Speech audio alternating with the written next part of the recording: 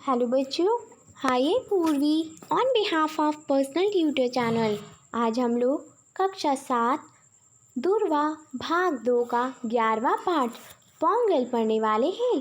तो बच्चों चलो हम ये पाठ शुरू करते हैं। भारत एक कृषि प्रधान देश है। कृषि प्रधान मतलब भारत में कई प्रकार की फसलें उगाई जाती है। भारतीय किसान का जीवन प्रकृति से जुड़ा रहता है। यहाँ पर जो किसान है उनका जीवन प्रकृति से बिल्कुल जुड़ा हुआ है। वह प्रकृति के साथ ही हंसता रोता है, नाचता गाता है, यानी वो प्रकृति के अनुसार चलता है।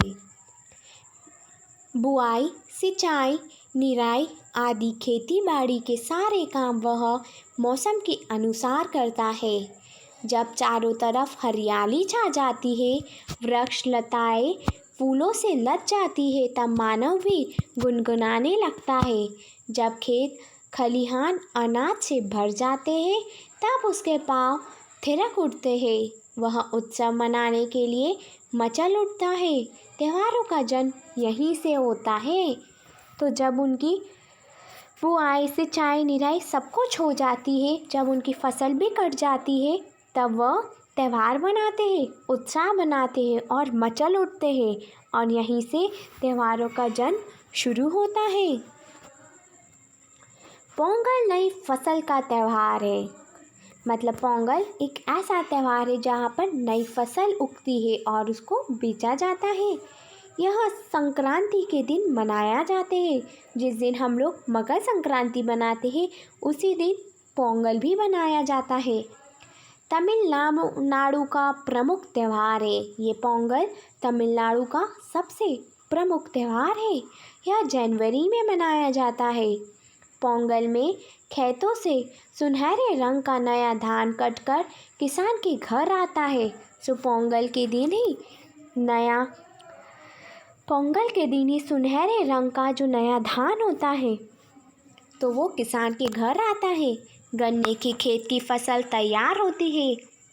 बगीचे में हल्दी का पौधा लहलहा उठता है।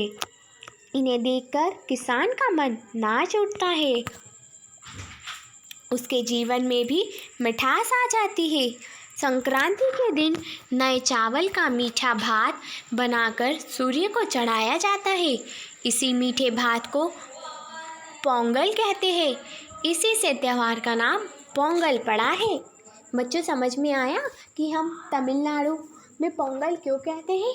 क्योंकि यहाँ पर नए चावल से भात बनाई जाती है और उसी भात को हम पोंगल बोलते हैं, और इसी वजह से इस त्यौहार का नाम पोंगल बन रखा गया है।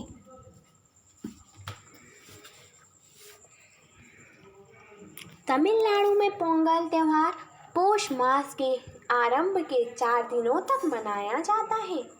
तमिलनाडु में जो पोंगल है वो कुल 4 दिनों तक मनाया जाता है बच्चों। पोंगल के पहले दिन लोग भोगी का त्यौहार मानते हैं।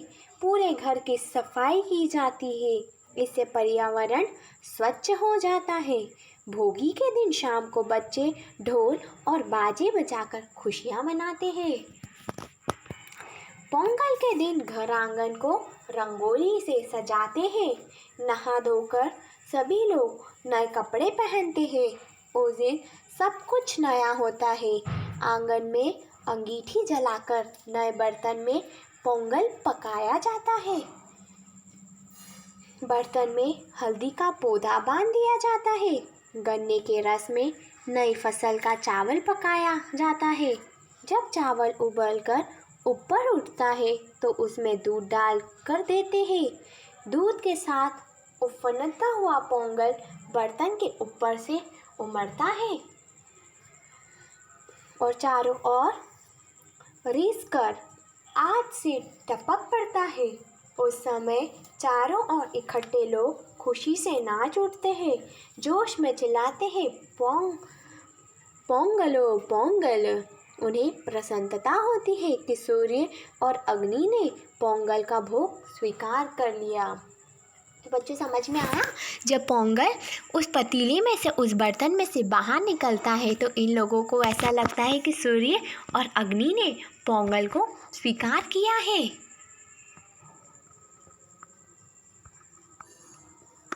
लोग अपने पास पड़ोस में पोंगल बांटते हैं। उसके बाद मित्र और सगे संबंधी सब मिलकर बढ़िया भोजन करते हैं। पोंगल के दिन हर तमिल भाषी, चाहे वो भारत के किसी कोने में रहता हो, अपने घर पहुंचने की कोशिश करता है। विवाहित लड़कियां पोंगल बनाने अपने मायके जाती है। तीसरे दिन मट्टू पोंगल मनाया जाता है। तमिल भाषा में मड्डू गाय बैलों को कहते हैं। मड्डू का अर्थ धन भी है। पुराने समय में गाय बैल ही हमारी संपत्ति थे। मट्टू पोंगल के दिन गाय बैलों की अच्छी तरह नहलाया जाता है। लोग उनके सींगों को रंगते हैं और उन्हें रंगीन कपड़ों से सजाते हैं। लोग उनके गले में फूल मालाएं पहनाते हैं तथा उन्हें गुड़ और अच्छी अच्छी चीज़ें खिलाते हैं। शाम को मैदान में बैलों को दौड़ाया जाता है। चौथे दिन काणुम पोंगल होता है। खाना बांधकर पूरा परिवार घर से बाहर निकल पड़ता है। जगह जगह मेले लगते हैं। लोग मेलों में घूमते हैं या आसपास के स्थान देखने के लिए चल पड़ते हैं। इस तरह चारों दिन लोग अपने दैनिय कामों से छुट्टी लेकर इस त्यौहार का आनंद लेते हैं। खेती से संबंधित यह त्यौहार पूरे देश में किसी न किसी रूप में मनाया जाता है। गुजरात से लेकर बंगाल तक लोग इसे संक्रांति के नाम से मनाते हैं। उत्तर भारत में संक्रांति पर स्नान का महत्व है। गंगा, यमुना, नर्मदा, क्षिप्रा आदि नदियों में लोग स्नान करते हैं। चावल और मूंग की दाल की खिचड़ी बनाकर खाते खिलाते हैं। महाराष्ट्र में यह तिल गुड़ का त्यौहार है। तिल स्नेह का प्रतीक है और गुड़ मिठास का। लोग एक दूसरे को तिल गुड़ देकर कहते हैं, तिल गुड़ देओ गुड़ बोला, अर्थात तिल और गुड़ खाओ और मीठा बोलो। पंजाब में संक्रांति से एक दिन पहले लोहड़ी का त्यौहार मनाते हैं। लोहड़ी का अर्थ है छोटी या छोटी संक्रांति। लोग अपने घर से बाहर आंगन में या चौराहे पर लकड़ियां जमा करते हैं। संध्या के बाद स्त्री और पुरुष और बच्चे वहां इकट्ठे होते हैं और लोहड़ी जलाते हैं। नई फसल का मक्का आग में डाला जाता है। यह खील की तरह फूल उड़ाता है। लोग मक्के की फूली यानी खील और तिल की रेवड़ियाँ बांटते हैं, आपस में प्रेम से मिलते हैं। अरुणाचल प्रदेश में पाणुद का त्यौहार भी इस समय मनाया जाता है। विविधता में एकता भारत की विशेषता है। एक ही त्यौहार को लोग विविध रूपों में मनाकर भारत की सांस्कृतिक एकता को मजबूत बनाते हैं। बच्चों, देखा आपने कि एक ही त्यौहार अलग अलग क्षेत्र में अलग अलग तरीके से मनाया जाता है और हर जगह पर इसके नाम भी अलग अलग है। आप जिस जगह पर रहते हैं, आप जिस क्षेत्र में रहते हैं, तो वहाँ पोंगल को किस नाम से जानते हैं और आप पोंगल के दिन क्या करते हैं? यदि आपके वहाँ पोंगल को किसी और नाम से जानते हैं तो वो हमें जल्दी से कमेंट करके बताएं। और बच्चों, आपको पोंगल त्यौहार कैसा लगता है? आप पोंगल बनाते हैं कि मकर संक्रांति या तो फिर लोहड़ी? जल्दी से बच्चों आप हमें कमेंट करके बताएं। और यदि आपको इस वीडियो से रिलेटेड कोई भी डाउट है तो मुझे कमेंट कर दो। थैंक यू बच्चों। Have a nice day.